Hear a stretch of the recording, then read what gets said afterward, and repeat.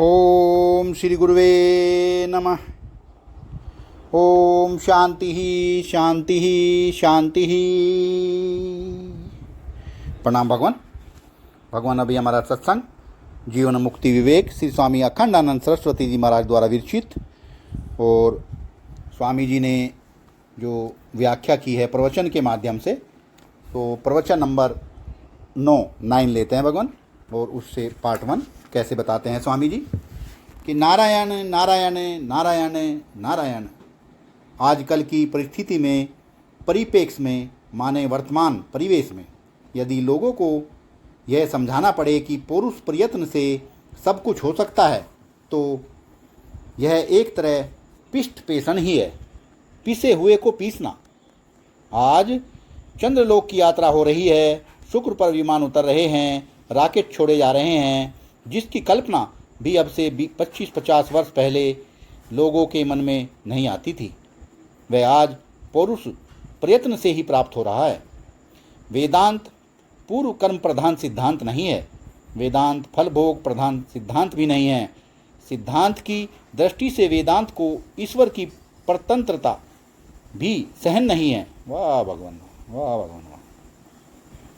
सिद्धांत की दृष्टि से वेदांत को ईश्वर की परतंत्रता भी सहन नहीं है।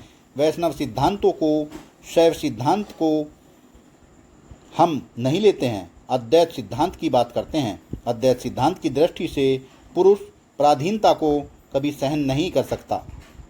यह पुरुष स्वभाव है, यह पुरुष के रग रग में है। आप जो चाहे सो पुरुष से मिल सकता है। यदि सबसे प्रबल कोई भारतीय कर्म प्रधान सिद्धांत माने तो जैन सिद्धांत है। हमारे वैदिकों में पूर्व मीमांसा का कर्म सिद्धांत है। जैनों में ऐसा मानते हैं कि मनुष्य साधना तपस्या के द्वारा पूर्व कर्मजन्य आश्रय पर विजय प्राप्त करके वीतराग पदवी तक पहुंच सकता है। उनको यह जरूरत नहीं है कि ईश्वर उनके ऊपर कृपा करे, क्योंकि उनके यहाँ तो ईश्वर की मान्यता ही नहीं है। जब तीर्थ कर कृपा करें तब उनका अंतःकरण शुद्ध होगा। यह प्रयास वे नहीं करते हैं।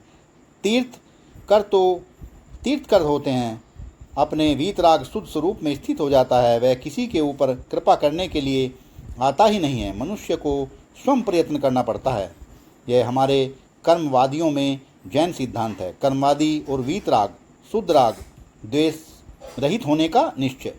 बौद्धों में देखा, वह भी कर्मवादी हैं, परंतु वासना को निवृत्त करना उनका मुख्य सिद्धांत है। निर्वासन हुए बिना बुद्ध पद की प्राप्ति नहीं हो सकती। वह भी मानते हैं कि पुरुष प्रयत्न से वासना का निवारण करना चाहिए। चार्वाक मत में पूर्व कर्म का और मरने के बाद का कोई प्रश्न ही नहीं है। बौद्ध मत में और जैन मत में पूर्व कर्म और उत्तर कर्म की बात है, परंतु चार्वाक मत में पूर्व कर्म और उत्तर जन्म की कोई बात ही नहीं है। मनुष्य इसी जीवन में अपने पुरुष से प्रयत्न से अपने जीवन का निर्माण कर सकता है।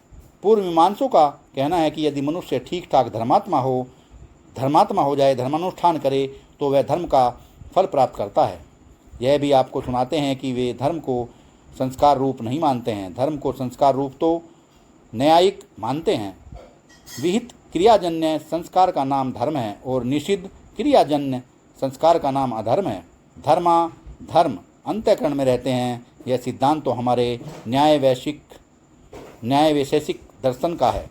वह भी क्रियाजन्य तो मानते ही हैं। जैसा करोगे वैसा संस्कार हृदय में बनेगा, अदृष्ट बनेगा। हमारे पूर्व मीमांस धर्माधर्म को अदृष्ट रूप नहीं मानते हैं। वह तो विहित कर्म को ही मानते हैं। जो हम कर रहे हैं वही धर्म है।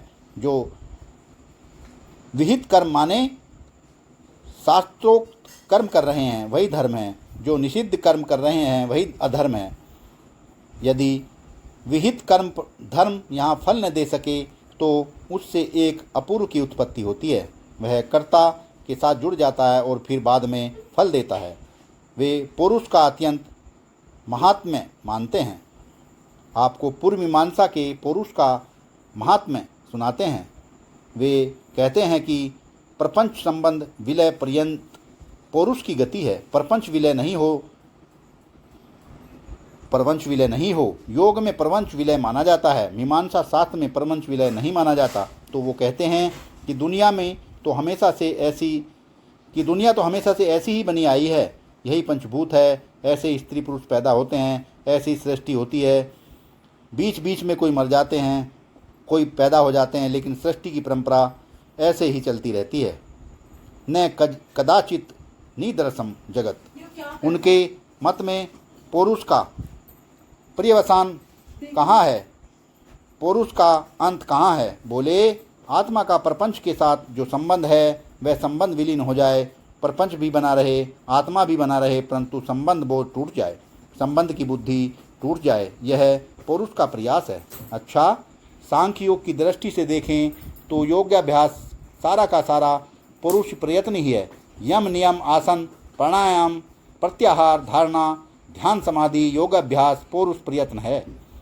यह ईश्वरवादियों की बात नहीं कि ईश्वरवादियों में न्यायिकों की गणना है।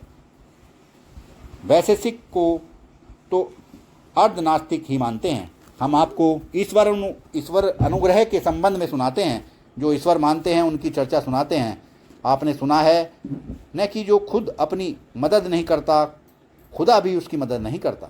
जो अपने को जोखिम में नहीं डालता वो कभी फ़ायदा नहीं उठा सकता। ये कहावतें आपने सुनी होगी, सच ही है। खतरा उठाए बिना कोई लाभ नहीं होता।